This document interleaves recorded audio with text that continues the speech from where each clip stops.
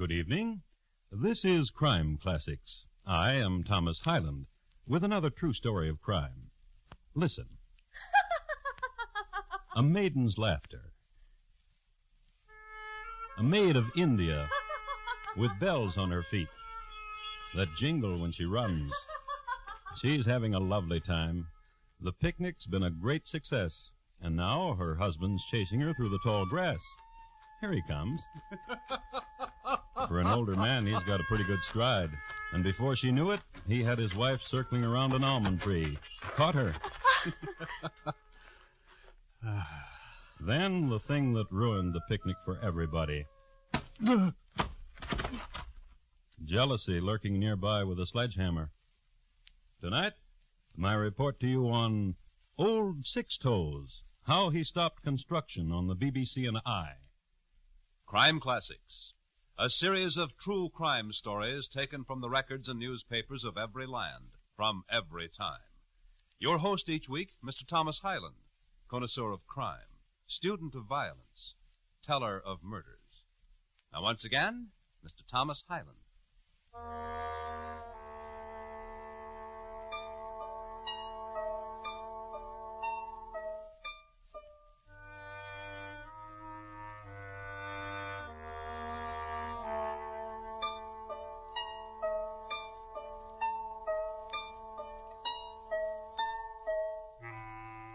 In 1880, the Great Sepoy Rebellion was already just a memory, and those who had lived through the 100 days of Lance and Torch and British Square had settled back with a tight little smile, waiting. Queen Victoria had been proclaimed Empress, and Lord Dundridge was saddling his first pony in the cool gardens outside Bombay. And to the west and south, Konkan province was welcoming spring. The soft winds up from the Gulf were cooling, and set asway the temple bells. Of other bells, however, those small ones held to the ankles of Boggy with golden wires, she set them asway herself. She seemed to always be running, from this task to that, from this person to that, on this mission or that. And one day she was noticed and admired and bargained for. I have seen her and am told you are her father. As I am. Has she been spoken for? Many times. The young men of the village all... Young men. They have youth. What have you? What I gave my youth for. Wealth. And what would you give for my daughter, Bagi? 2 goats. 2 bullocks and a field to till. My daughter dances lightly to whatever music may be. If I give you this, then I shall be poor. If you be poor, then work. My daughter will wait home for you to kiss away the pain of toil. My daughter is slender as the reeds on the river, and as pliant.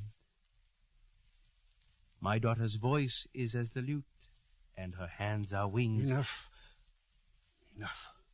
Then it is done. Done. Bagi! Bagi! Come!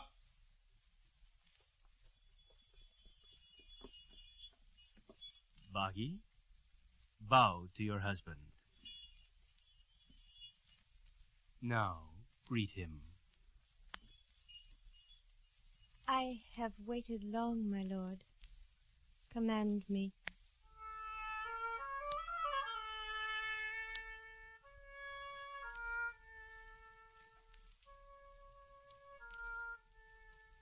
Command her he did, to dip 3 times in scented water, which was the custom, for they were to be wed this night, to bind her hair in the manner prescribed, to spend the appointed hour with her mother, the appointed hour with her father, and thus, anointed with fragrant oils and wisdom, to come to him in the place of marriage. And the vows were taken, and they were wed, and went to the hut of the newly married of the village, and removed their shoes before entering. Beloved. Yes. You have 6 toes. Since birth. A good omen, husband. Bagi, beloved. Yes. Draw closer. Your command. Oh, husband. First, a thing. What? In the village I come from, far to the north, a ritual which guaranteed identity. I do not understand. Identity, beloved. In case you forget who you belong to. But... Therefore, these I show you, beloved. Ochre, sienna, vermilion, and a needle. For what reason? The tattooing of you. Please, please do not. I command it. Be still! Yes.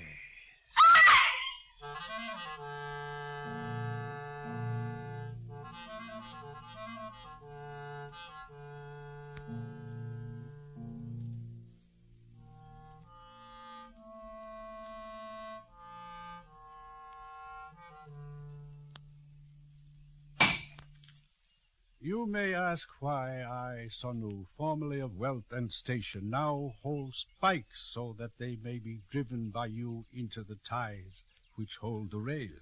You may ask why I, Sonu, formerly of wealth, am now but an employee of the Bombay, Bengal, Calcutta, and Indian Railroad. You may wonder these things, and I will tell you. I have traded wealth for greater wealth. The lands which I had and the animals, these I bartered for a bride.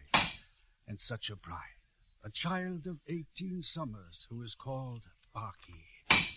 Friend Ondu, muscular youth, wielder of the great hammer while I hold, come home with me, and I will show her to you. Will you come home with me? Yes.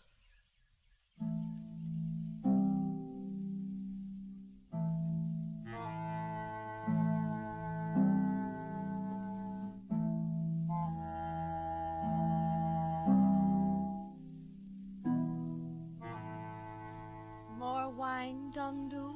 Well, Of course he wants more wine. Fill high his cup. Have I not said it, Dondu? This treasure. truly. Sir, Yes?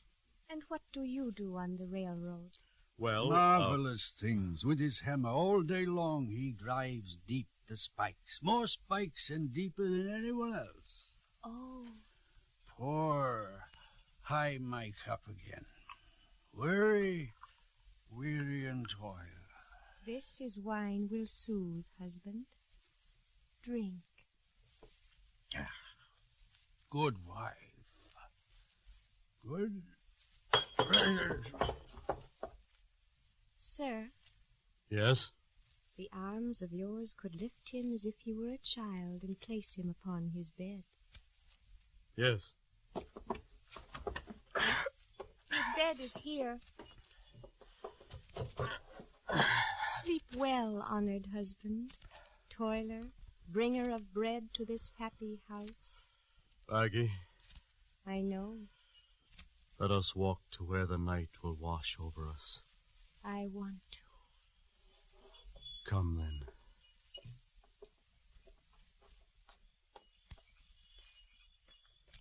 Do you love me? With all the might and passion that is the strength of me. My husband has 6 toes. It is written that this is a good omen. A man with 6 toes is said to be blessed. In this way, he has brought you to me. Tarry here.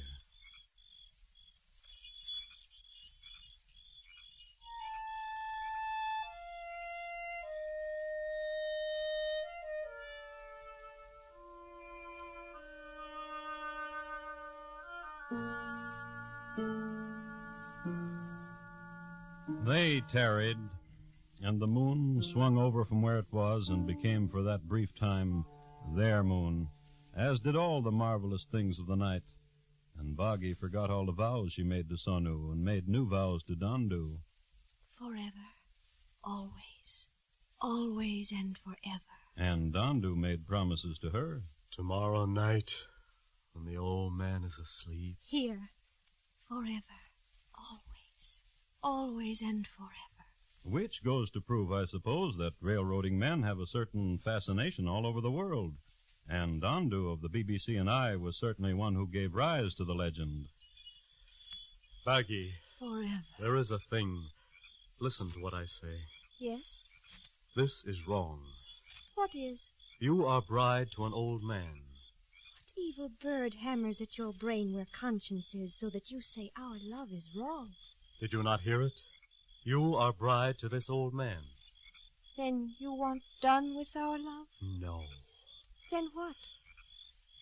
If you were widow, If I were widow? we would not sneak about as children who do evil tricks. True. Think of it, then. If you were widow. Done do? Yes, I want to be. and so you shall. So you shall.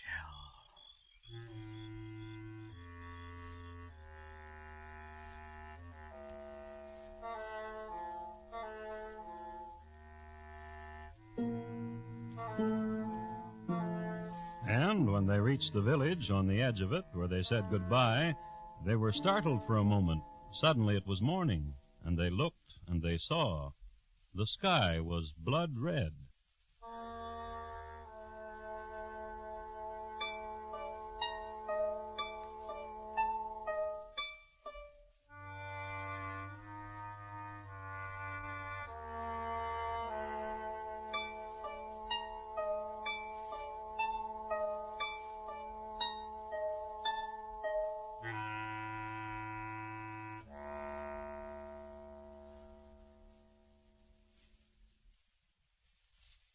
You are listening to Crime Classics and your host, Thomas Hyland. 35 years ago this week, a few hundred AEF delegates in Paris founded the American Legion. Today, in 17,200 posts, there are nearly 3 million legionnaires. Service to the community, state, and nation. Service to veterans and their families. These have grown to be hallmarks of American Legion activity, without which the nation and its people would be great losers. Happy 35th birthday, American Legion. Keep up your great work and continue to grow. And now once again, Thomas Hyland and the second act of Crime Classics, and his report to you on old Sixtoes, how he stopped construction on the BBC and I.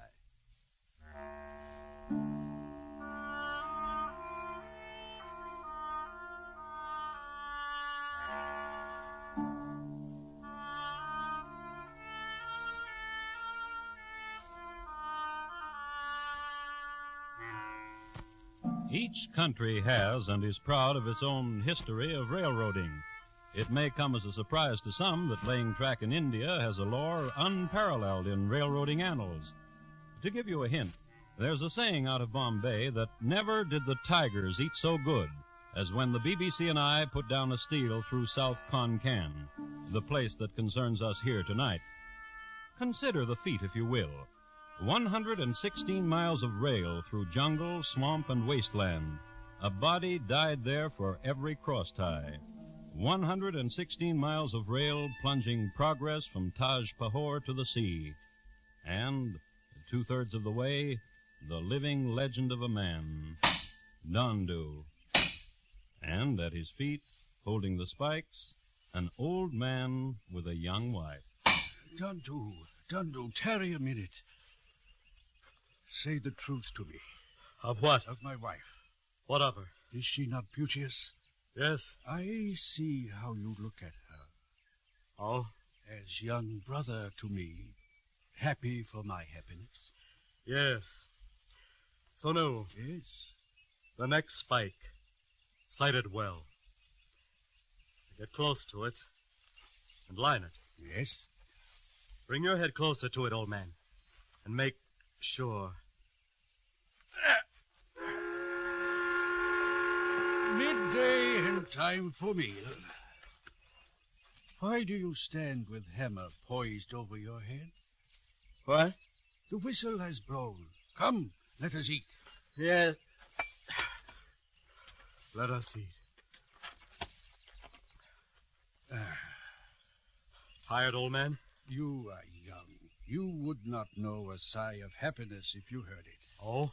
For I have just breathed one. Oh. Look how neatly my bride, my joy, my treasure has made for me my lunch.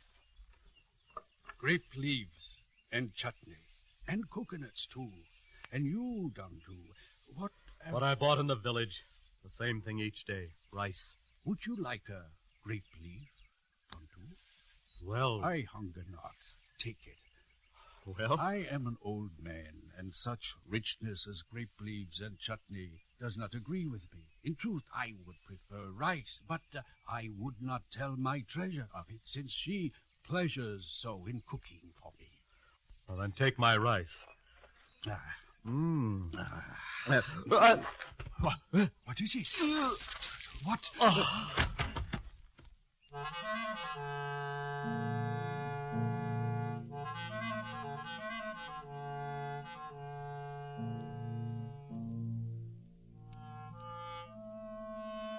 That was the young man falling over on his face, because the old man's wife had put cobra venom in the chutney, so the old man would die, so she and the young man could pursue their love unencumbered. But the young man, having eaten the poisoned food, became deathly sick. He had eaten a dose that would have killed a less strong man, but he was the mighty Dondu, and he did not die. A month later, he was well enough to tryst, and this he did. I dared not come to you, Dondu. You know that. Yes. Lovely one, what do you do? Kneel to the gods for having preserved you for me. Add a prayer, then, of your husband. That he should die For my love for you. for your love for me. Therefore he must die. And soon. I will help. Together, then. Yes. Oh, yes.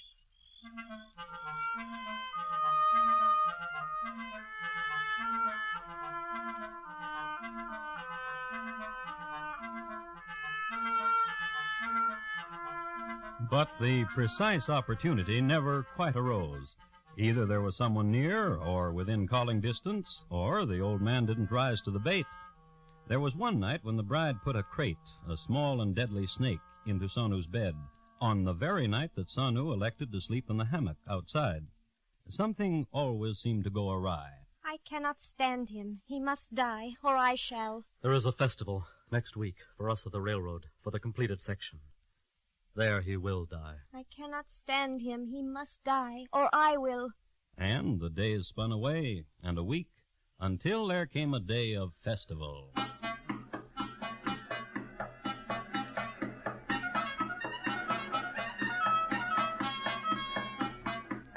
And Mr. Graves of the railroad was concerned that everyone enjoy himself. And what do you do, sir? I am a spike holder, side. Each member of our team is as important as the other. Yes, side. And who is this lovely child by your side? My wife. Oh, charming, charming. Rise up, child. Oh, charming, charming, charming. A treasure, sir. You are blessed, sir. Yes, side. Enjoy yourself. Yes, side. BBC and I want you to have a day you'll remember. Yes, side. Good day, then. Bargy, did you hear him? I heard. He noticed me. Yes. Perhaps Perhaps what? this is the start of something, of position again, and wealth, as I was once wealthy. Yes. And perhaps again our own land and a house, and bullocks and servants. Beloved, What? in your eyes, am I old? Oh, no. Then look at me. Yes. What do you see? Wisdom. A face which has pushed aside youthful folly to become lined with love and gentleness and knowledge. But now, you, What of me? so youthful you are. Do you not sometimes miss the folly of youth? Not I. But it seems that you do. Then let us be foolish. How? I will flee from you and you will chase me. Yes, yes. Then catch me. Catch me, Sanu.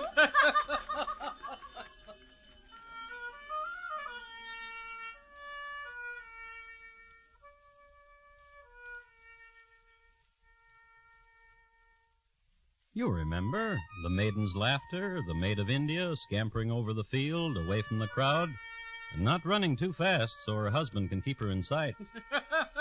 And the maiden runs toward her lover, who is hiding in the tall grass with a sledgehammer, right near that tree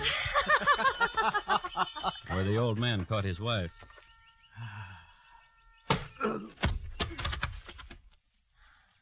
And now it is done. Now it is done. Hold me, hold me. As if What? a great burden had been lifted up from me. Now you are widow. And I must grieve. Then I will be bride again. Yes. Now we will take this one to the place where I have dug his grave, and put this one in it and cover him with tall grass. The stride of you as you walk, Dondu, the suppleness, the grace, and you belong to me forever. Always, always, and forever. Here. Now the old man looks small there in the earth. I wish to see him no more. And I will cover him. Maggie, Yes? the thing we talked of, Yes? do it now. Yes.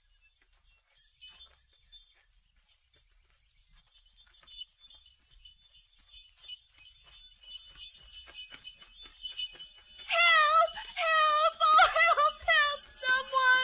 Someone! He's dead! Child, what has happened? Dead! Dead?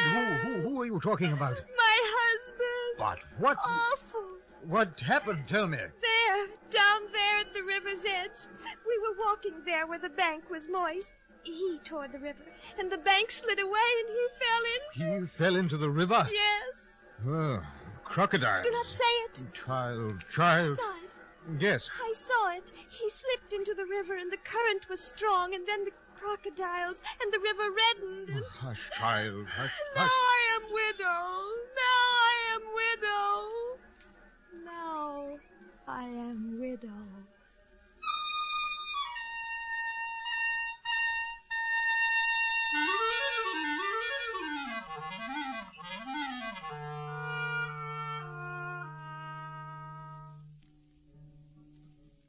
There was no question about it. Now she was widow, and she observed all the self-denials that ritual called for.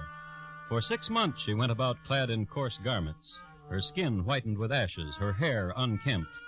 And when the allotted time was done, she washed the mourning from her, and got out her best silk sari and the bells again, and went into the village and made it known that she was marriageable again. And it goes without saying that the first young man in line outside her father's hut was a hammerman named Dondu. And what will you give to me for my daughter? Peace of mind that your daughter is happy. And what will you give to her? My strength. If I refuse you, my daughter? There is no refusal. We have looked upon each other and found each other good. Baggy! Baggy! Come! Baggy, bow to your husband. Now, greet him. I have waited long, my lord. Command me.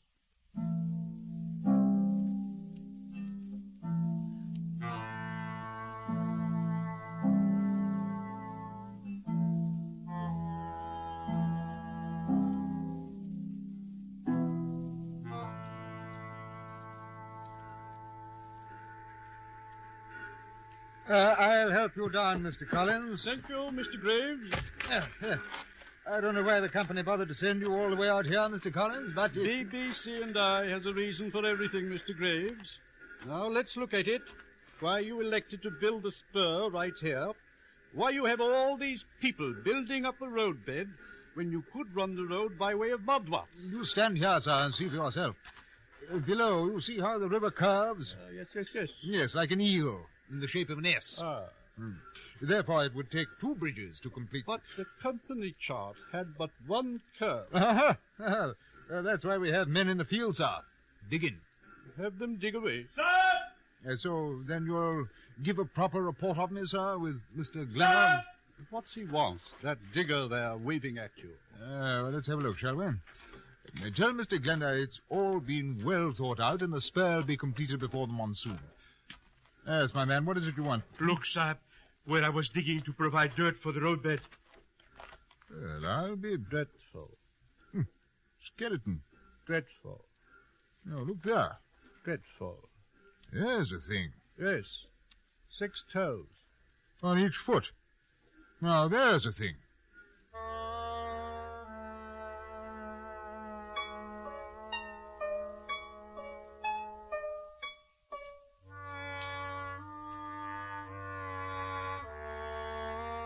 Now, since burning was the manner of disposal of corpses, a skeleton in the ground was something to ponder.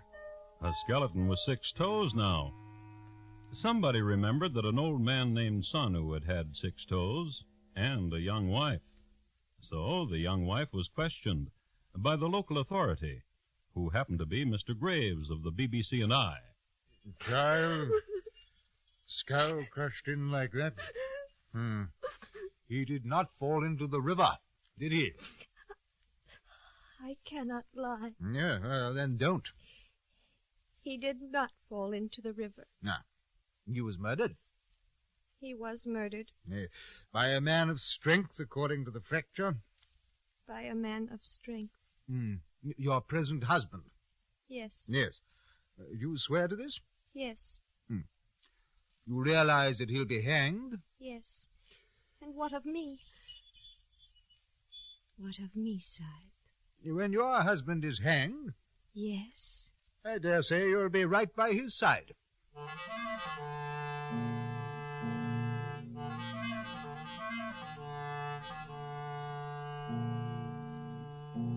Her present husband was hanged.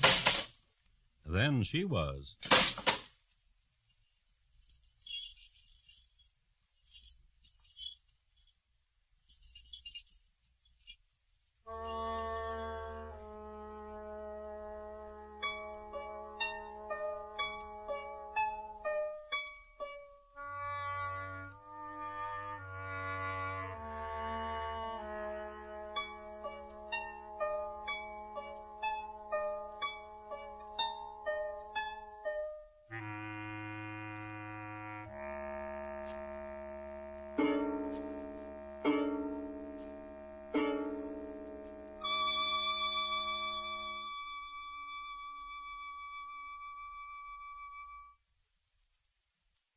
In just a moment, Thomas Hyland will tell you about next week's crime classic. Old Sixtoes, tonight's crime classic, was adapted from the original court reports and newspaper accounts by Morton Fine and David Friedkin. The music was composed and conducted by Bernard Herrmann, and the program is produced and directed by Elliott Lewis. Thomas Hyland is portrayed on radio by Lou Merrill. In tonight's story, Jane Webb was heard as Boggy, and Herb Butterfield as Sonu.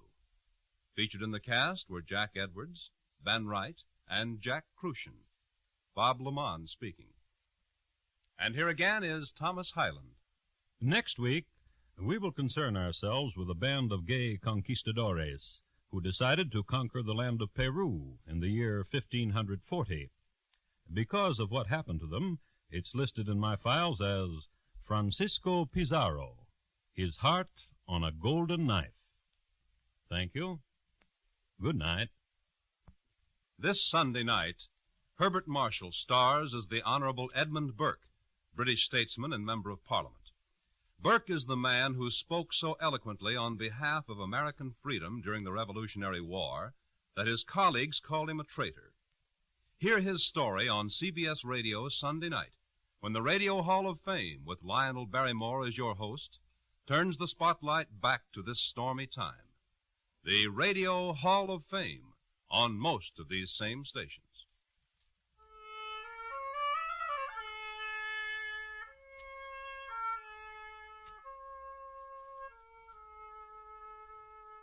America listens most to the CBS Radio Network.